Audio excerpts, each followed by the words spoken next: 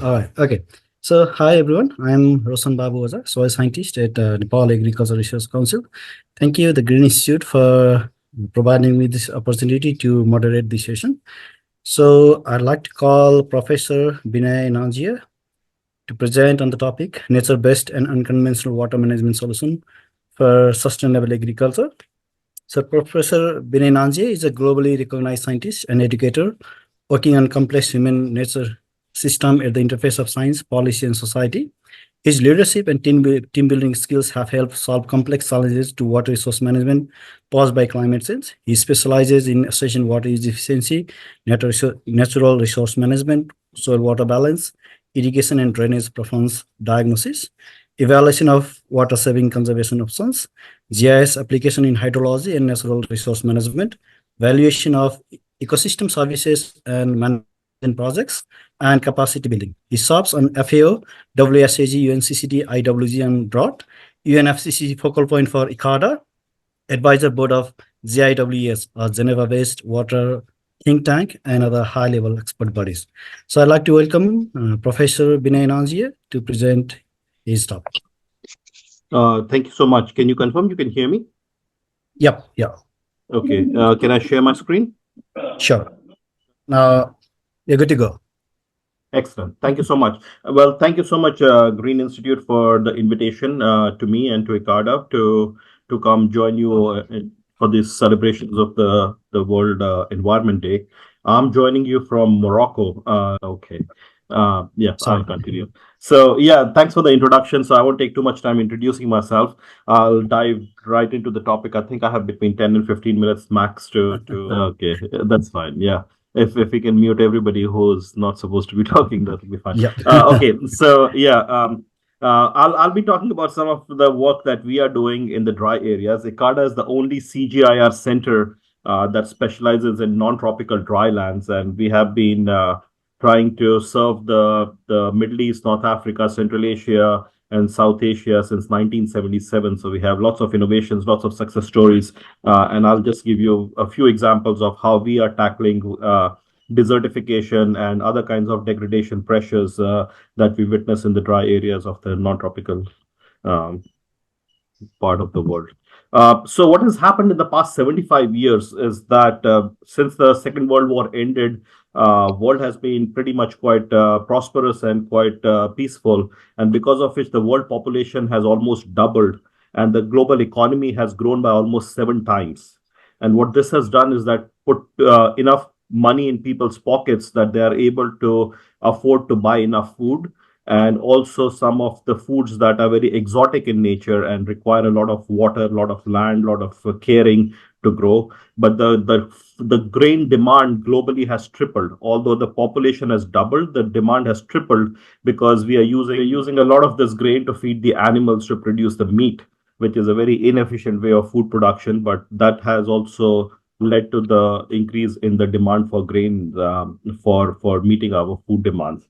But what this has done is that it has made us surpass the Earth's regeneration capacity. Earth has a limited capacity to rebuild the soil that we lose, the fishery that we lose, the forest that we cut, and then it needs to regrow. So Earth regenerates at a certain pace, but human demand has started exceeding that pace. So it started exceeding by 20% in 1999. And then now it looks like we are needing two Earths the way we are consuming. And by 2050, we may be needing 2.6 Earths the way we are doing things and unsustainably trying to catch all the fish, cultivate all the lands, pollute all the rivers. So the earth is unable to keep up with the demands of the human activities.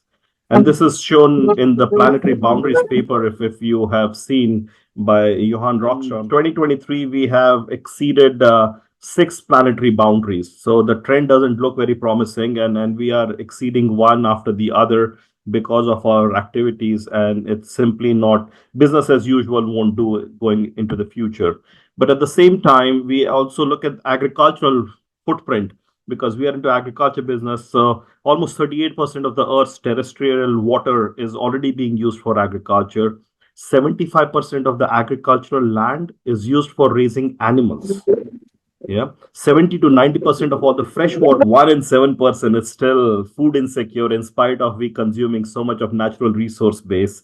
And going forward, when you have 10 billion people to feed, this is a daunting challenge at our doorsteps.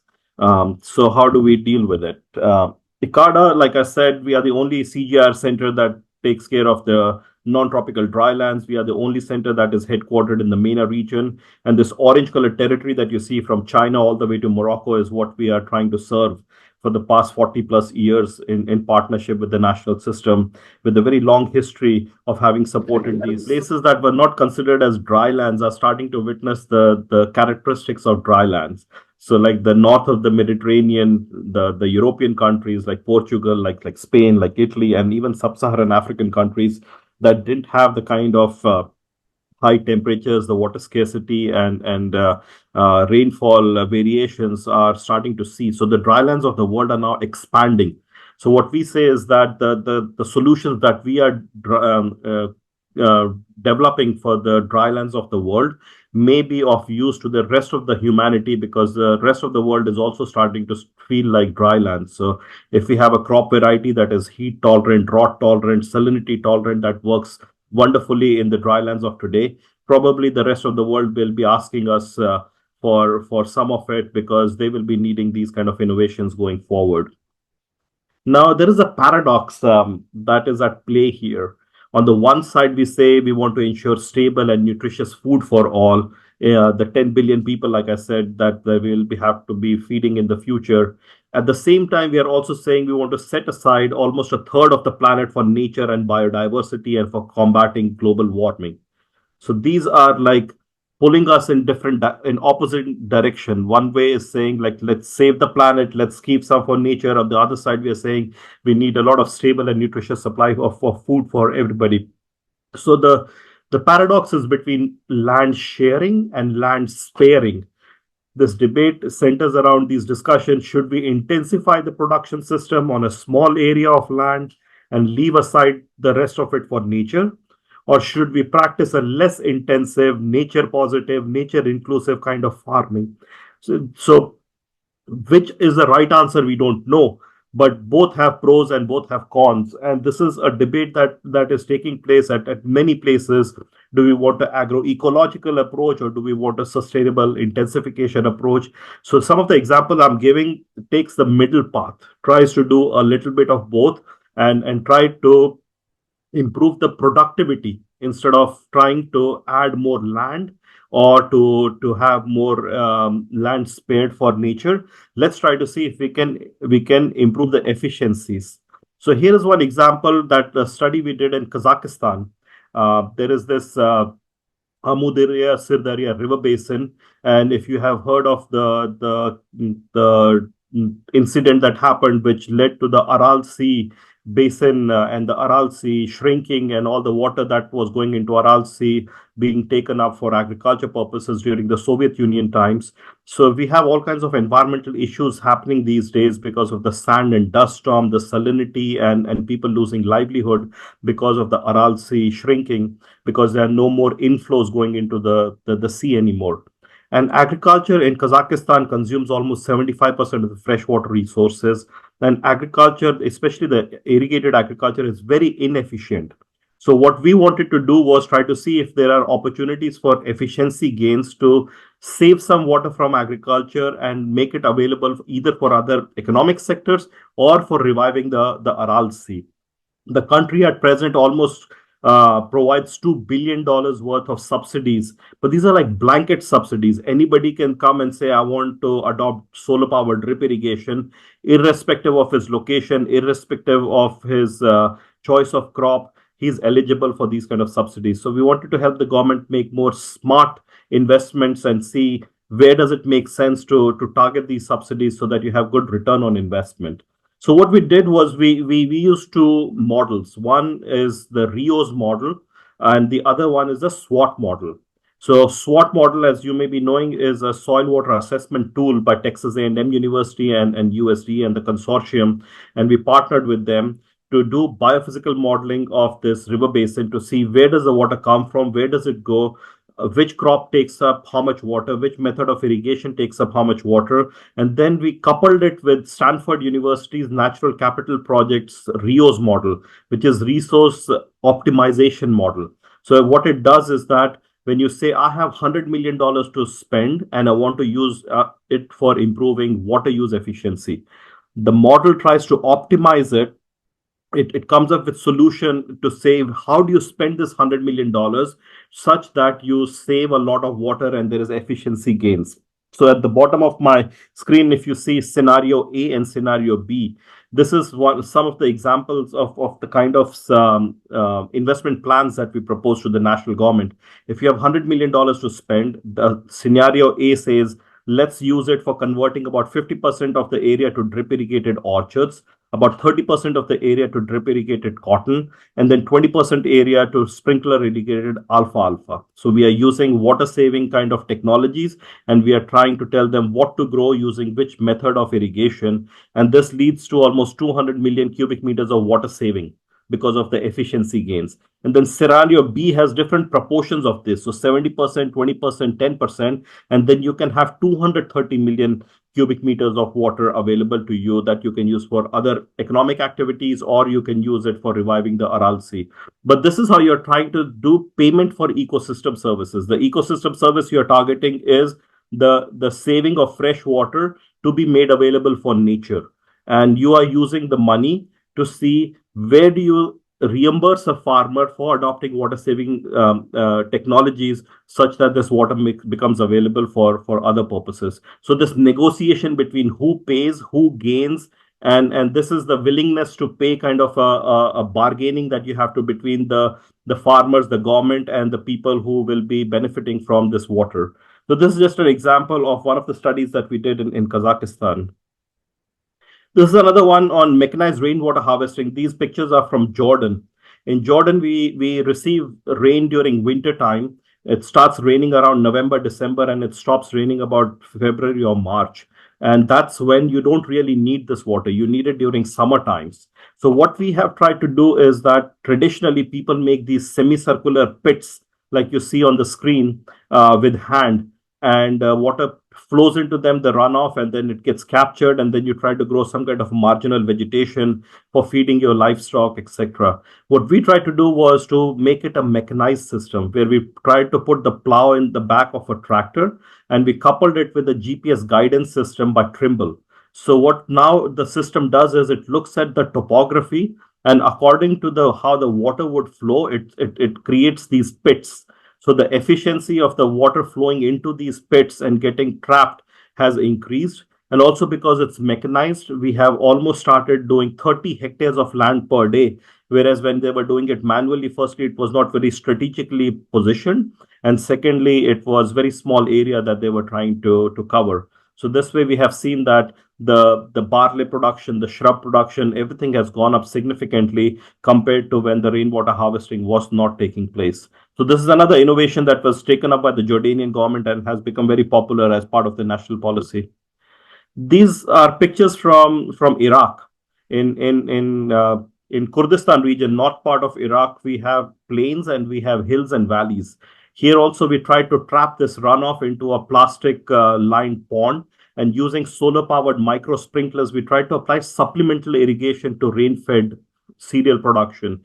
And using this water and using this kind of a solution by applying these green energy solutions of applying supplemental irrigation, we could see we could double to even triple the crop yields by utilizing these water resources which were otherwise going waste. It's not like we're depriving someone downstream. It was otherwise going to just evaporate or just go into a saline sink. So we try to use this water very beneficially and try to benefit the farmers. This is another example from India, from Rajasthan.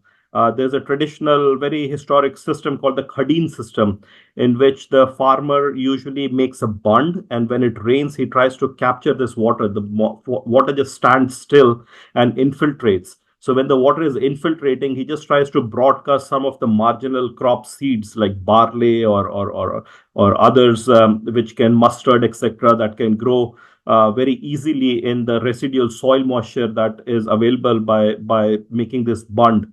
What we tried to do was to improve these systems by channeling this water into a plastic lined pond and try to use solar powered drip irrigation systems, so that using the same water, now that the farmer has control over this water resource, he can de-risk his agriculture. He's tried to produce some more highly profitable crops using the same water. So he's improving the economic water productivity. How much money can you make per unit of water? So he has tried to move away from some of the marginal crops like mustard or barley to more profitable crops like fruits and vegetables and gram and chickpeas, etc. So he's making more money using the same water that was available to him by just embedding this technological improvement with these interventions. Another thing that we're trying to move away from is in this part of the world, people eat a lot of bread. They are eating a lot of wheat. So the farmer is prone to grow wheat after wheat. And when we talk about the national policies, they mostly mean that when you talk about food security, it means how much wheat are you producing. And we are trying to diversify these systems and make them into profitable, low environmental footprint, diversified systems, such that you have wheat alongside intercropping of maybe chickpea or sesame or beans or onions, so that you're using the same land, same water, but you're trying to intensify these systems. And a farmer who was growing just wheat or lentil was earning six, seven, $800, but having intercropped these commodities, he's earning almost 10 to 11 to $12,000 a hectare. So this is another innovation that we are trying to introduce.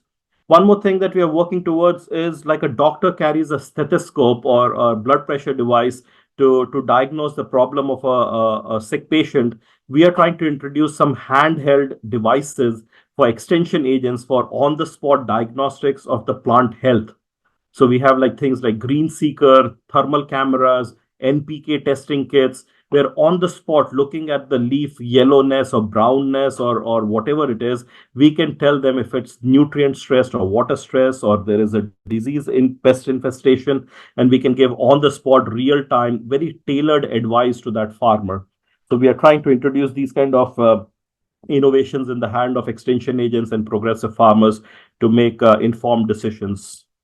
I'll skip this slide because I think I have already touched upon the diversification of cropping system. I'll just touch upon this table that you see at the bottom of the screen.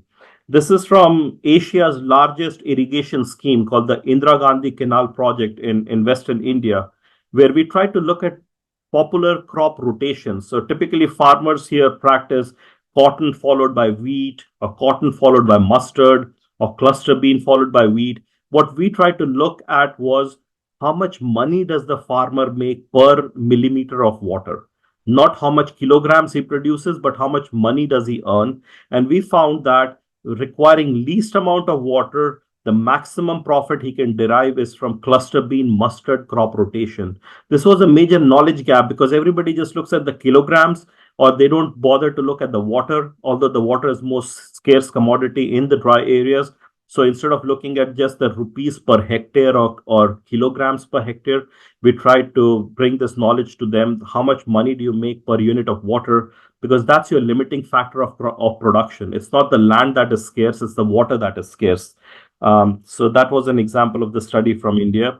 With that, I think I'll stop talking because the time provided was quite less, and there were some interruptions. But I just want to acknowledge some of the collaborators and donors who have supported the work I just presented to you. And with that, I'll stop talking and back to you, Babu. Thank you. Sorry. Yeah. Yeah. Thank you, Professor Vinay, for your excellent presentations. So yeah, so we're short of time. There's some spam as well in the between, so we're really sorry for that interruption. So just I'd like to quickly give you one question for the discussion. So so how can this solution be scaled up to benefit the larger agricultural areas? So what we struggle with is that the water is such a small fraction of the cost benefit analysis in agriculture. It's almost for free in most of the developing countries, that farmer is not really inclined towards saving water.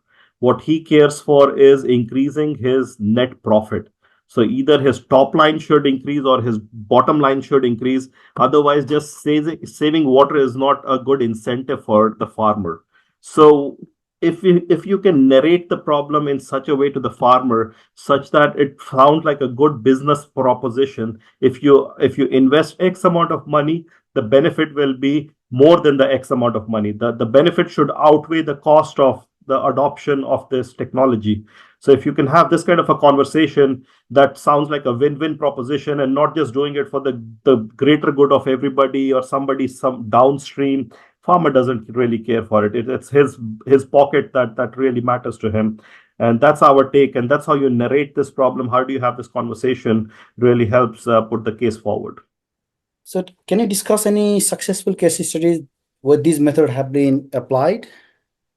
Sure. There's so many.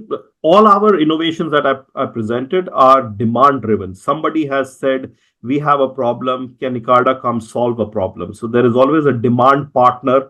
Mostly it's the Ministry of Agriculture, Ministry of Water Resources saying, can you help us become food secure? Can you help us reduce the water required for agriculture production? Can you make it more climate smart?